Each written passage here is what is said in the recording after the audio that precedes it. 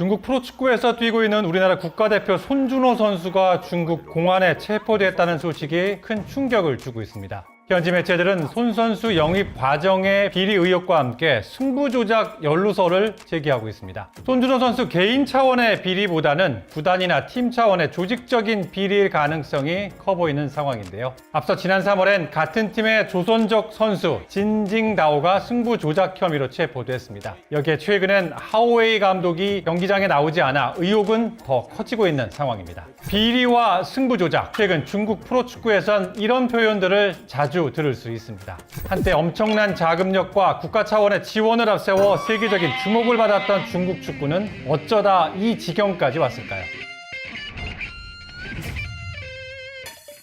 지금으로부터 10년도 안 된 2016년, 우리나라를 비롯한 전 세계 언론은 중국 축구를 주목했습니다. 막대한 자금력을 앞세운 중국 슈퍼리그가 세계 정상급 선수들을 잇따라 영입했기 때문입니다. 메시와 호날두를 넘어서는 최고 연봉 선수도 중국 리그에서 나올 거라는 전망까지 나올 정도였습니다. The Chinese market is a danger for all teams in the world. Not only for Chelsea, but for all teams in the world. 실제로 2016년 유럽 겨울 이적 시장에서 중국 슈퍼리그는 상위권을 독식했습니다. 667억 원을 기록했던 테세이라를 시작으로 주요 선수 4명의 이적료만 2천억 원에 육박했습니다. 더구나 은퇴를 앞둔 노장 선수가 아니라 전성기에 있는 20, 30대 빅스타들이 중국행을 선택했다는 점에서 충격이 컸습니다. 당시 해외 언론은 파워시프트, 즉 권력 이동이 중국으로 향한다. 이적 시장의 새로운 마이더스라는 표현으로 중국 축구를 주목했습니다. 우리나라에서도 김신욱 등 국가대표 출신 선수들과 최강희, 최용수 등 K리그 우승팀 감독들이 연이어 중국에 진출했고, 최근 이탈리아 나폴리 우승을 이끈 김민재 선수 역시 중국 리그에서 유럽 진출에 발판을 마련했습니다. 당시 중국의 이런 움직임은 축구 애호가인 시진핑 주석이 2015년 발표한 국가 정책 차원에서 시작이 됐습니다. 2050년까지 중국을 세계적인 축구 강국으로 만들겠다는 축구 굴기가 핵심이었습니다. 야심찬 계획 중 하나가 국가대표팀의 세계적인 경쟁력 강화를 위해 해외에서 선수와 코치를 대규모로 영입하는 전략이었습니다. 프로구단에 각종 세금 혜택을 주며 막대한 투자를 유도했습니다. 하지만 축구 굴기를 선언한 지 불과 10년이 지나지 않은 2023년, 중국 축구의 꿈은 결국 막다른 골목에 도달한 것으로 보입니다. 거액의 이적료를 기록했던 빅스타들은 모두 떠났고, 아시아의 신흥 강팀으로 부상했던 클럽팀들은 하나 둘 사라지고 있습니다. 국가대표팀 역시 단 한 발짝도 전진하지 못했습니다. 축구 굴기를 한참 추진하던 2016년 5월 중국의 남자 축구 피파 랭킹은 81위, 2023년 5월 피파 랭킹 역시 81위입니다. 지난 카타르 월드컵 최종 예선에선 박항서 감독이 이끄는 베트남에게 패하며 더는 희망이 없다는 절망적인 평가까지 나왔습니다.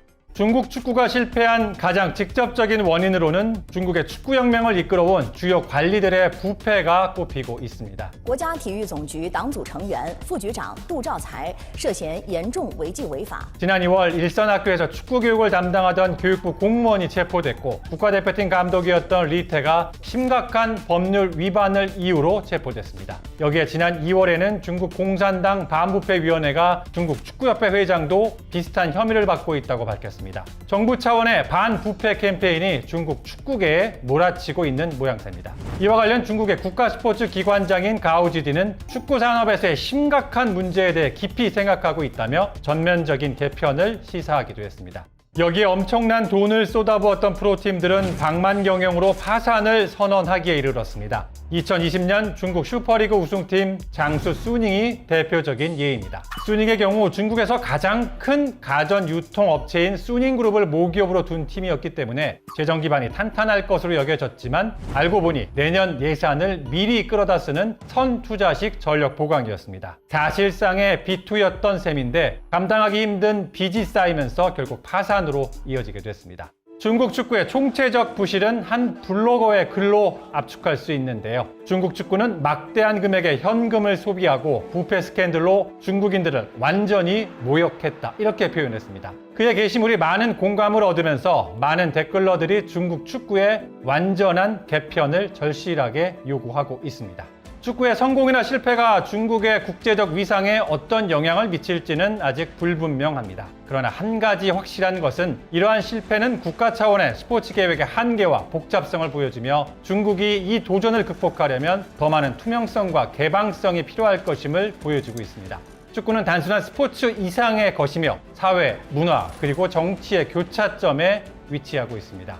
중국이 그 꿈을 실현하려면 축구 필드뿐만 아니라 기반이 되는 사회, 문화 등의 영역에서도 변화와 발전을 이루어야 하지 않을까요? 2050년 축구 강국이 되겠다는 축구 굴기까지 아직 27년이 남았습니다. 중국에게 필요한 건 시간이 아니라 변화를 향한 간절함과 절박함이 아닌가 싶습니다. 지금까지 스포츠텔링 김재영입니다. 1291만 명, 우리나라 인구의 25%나 되는 이 많은 사람들, 정체가 먼고 하니 올해 중국의 대학 입시생 수 역시 중국. 허나 5명 중 1명은 취직을 못할 수도 있다는데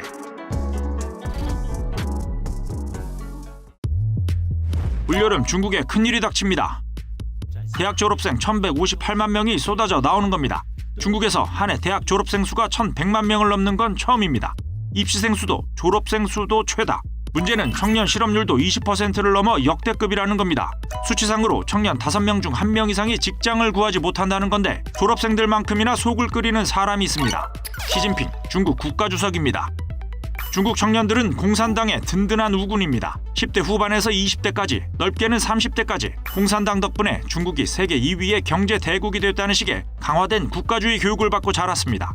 자연스럽게 민족주의와 애국주의로 무장했고 이는 곧 공산당에 대한 지지로 이어졌습니다. 시 주석은 이런 청년들의 마음을 파고들어 중화민족의 위대한 부흥, 즉 중국몽을 추진해왔습니다. 시 주석, 청년들이 등 돌리는 상황은 상상해본 적도 없을 거고 상상하기도 싫을 겁니다. 하지만 일할 데 없는 청년들의 분위기는 싸늘합니다. 지난해 11월 중국 대학생들의 백지 시위 기억나실 겁니다.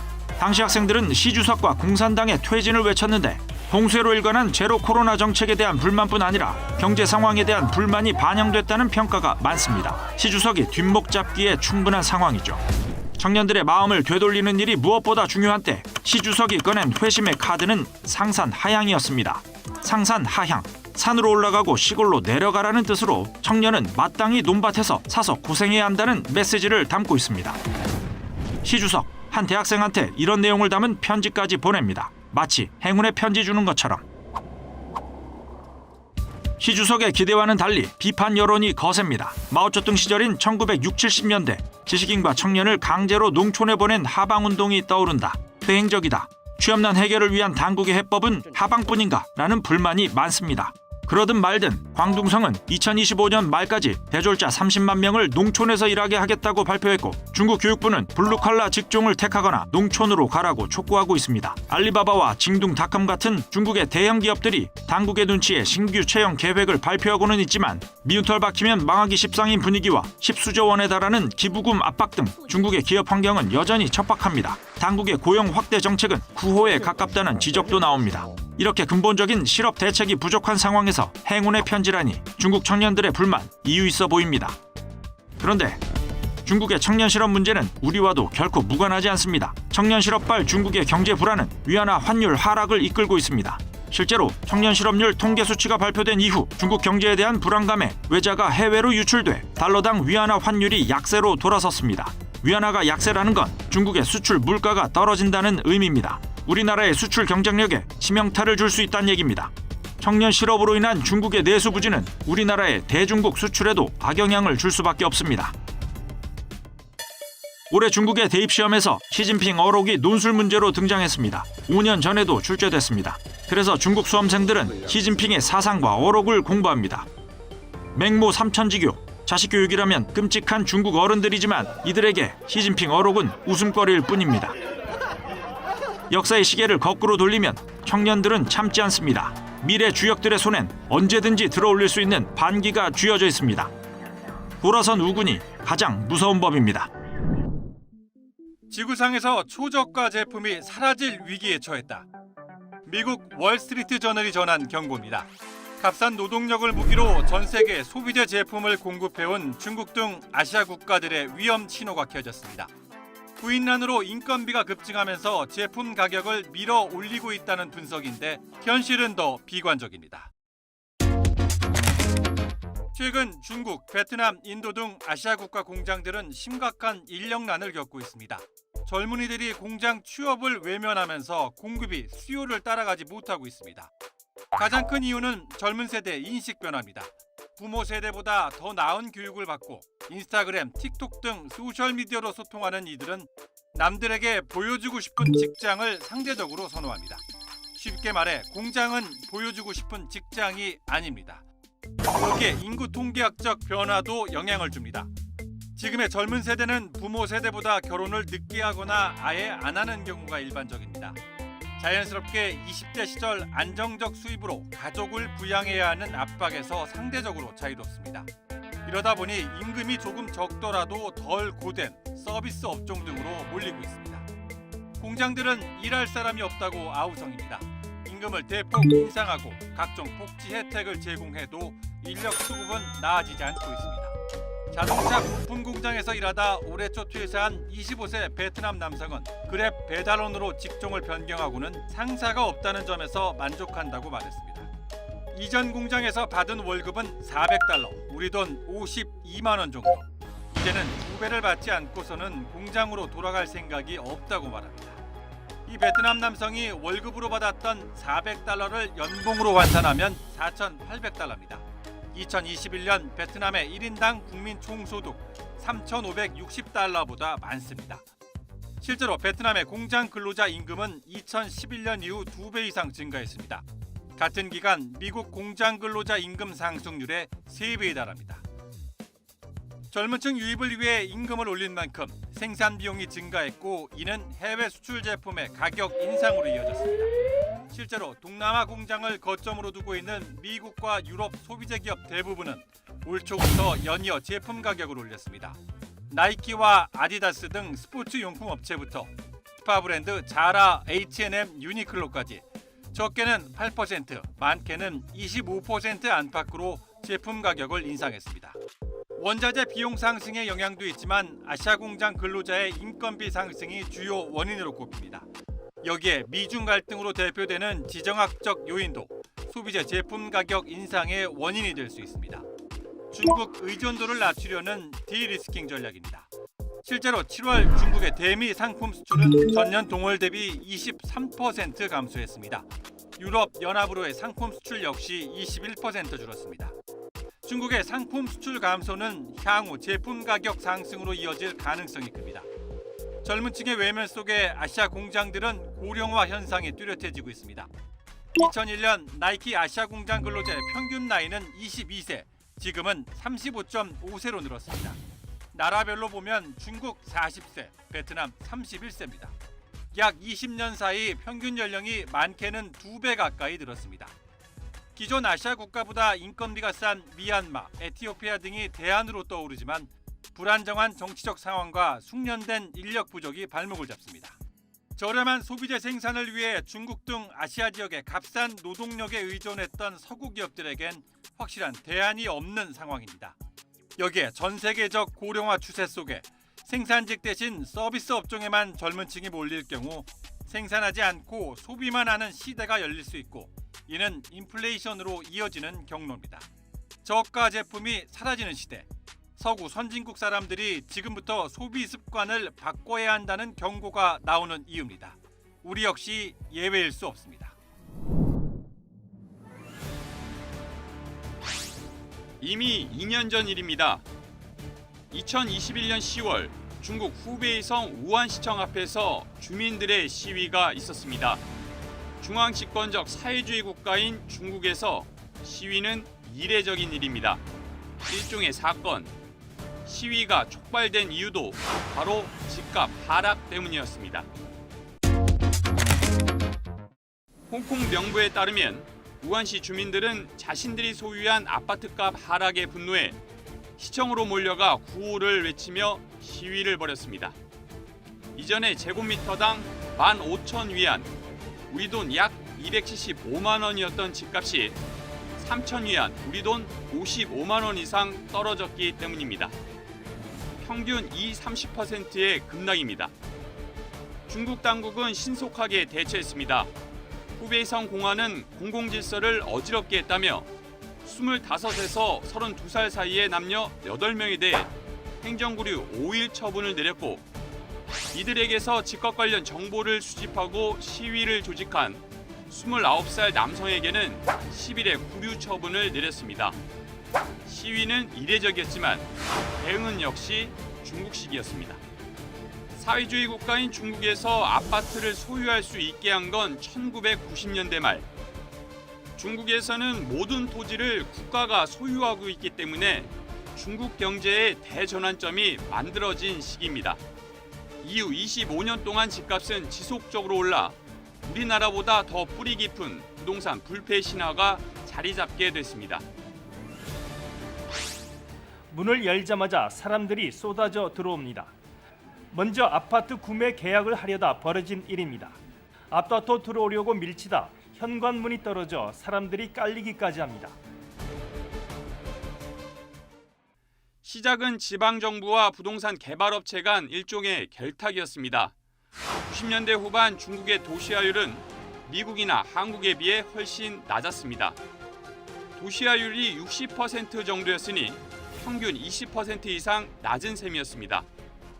이에 부동산 기업들은 상하이와 선전 등 지방정부 관리들에게 토지 사용권을 팔라고 제안했고 이를 지방정부가 받아들여 부동산 개발이 본격적으로 시작됐습니다. 땅 짓고 헤엄치기 하는 격이었습니다. 도시화율을 올리기 위한 막대한 개발 비용이 절실했던 지방정부는 확실한 자금 조달원을 확보했다고 자신했습니다. 중국의 중앙정부는 이를 용인하거나 최소한 묵인했습니다. 알아서 부를 채우라는 일종의 신호였습니다. 결과적으로 아파트를 소유할 수 있게 된 개인은 수억 원 이상의 수익을 냈고 토지 사용권을 판매한 지방정부의 곳간도 가득 차기 시작했습니다. 중국 인구 수억 명 이상이 도시로 빠르게 이동하면서 부동산은 결국 중국 경제 성장의 엔진으로 장착됐습니다. 부동산은 제조업과 함께 중국 고도 성장의 자양분이 되었습니다.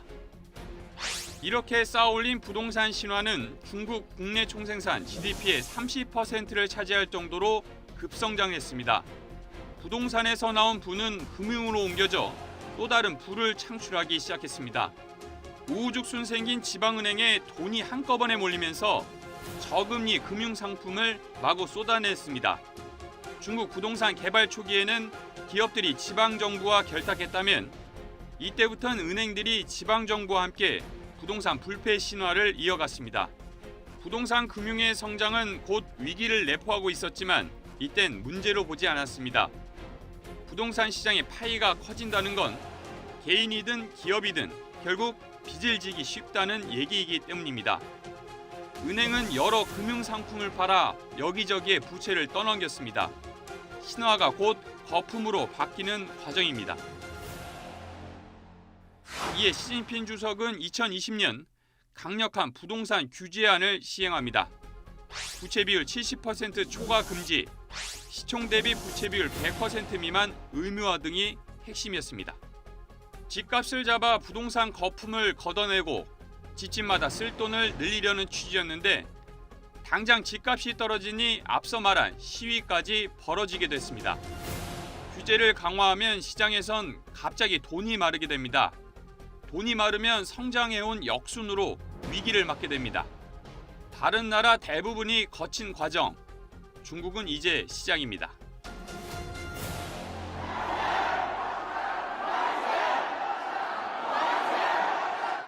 중국 부동산 위기의 신호탄은 헝다였습니다.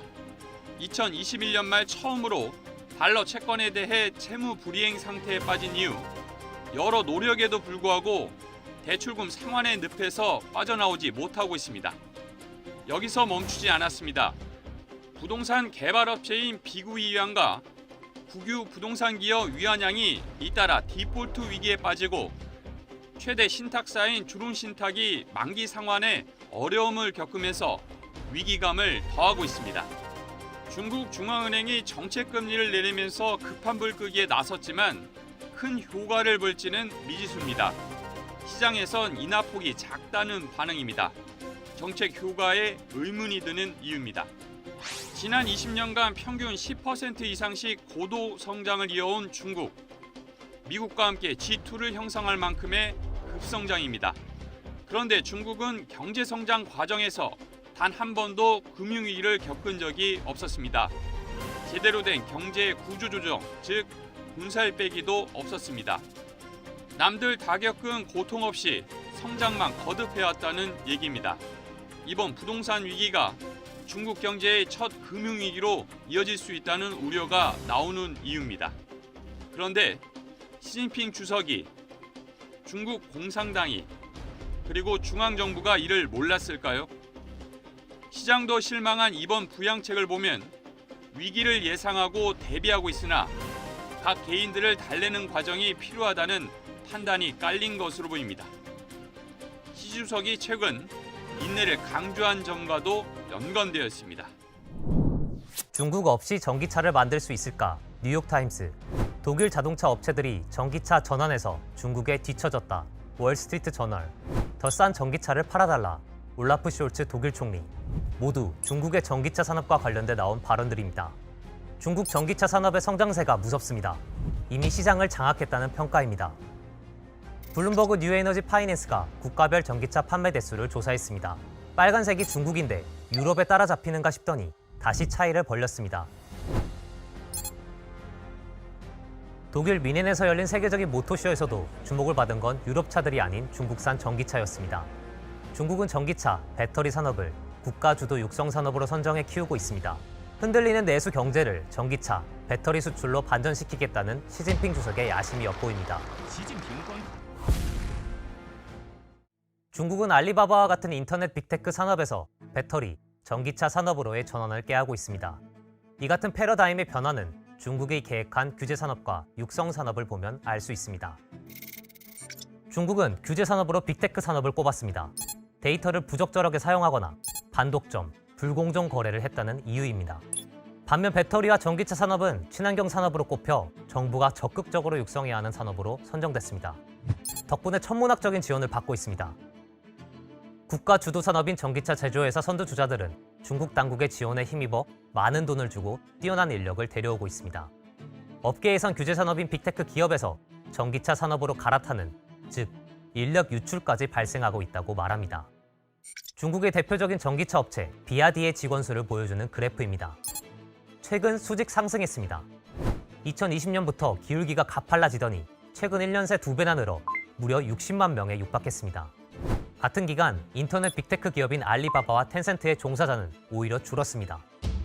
중국 산업계에선 인터넷 회사들은 이미 정점에 도달해 남은 건 하락밖에 없다는 말이 나오고 있습니다. 중국 전기차의 핵심 무기는 바로 배터리입니다. 전 세계적으로 중국은 배터리 제조 과정을 사실상 독점하고 있다고 봐도 무방합니다. 자원 채굴에서부터 정제, 배터리 제조와 조립, 완성차 제작에 이르기까지 중국 없이는 전기차를 만들 수 없다는 말이 나올 정도입니다.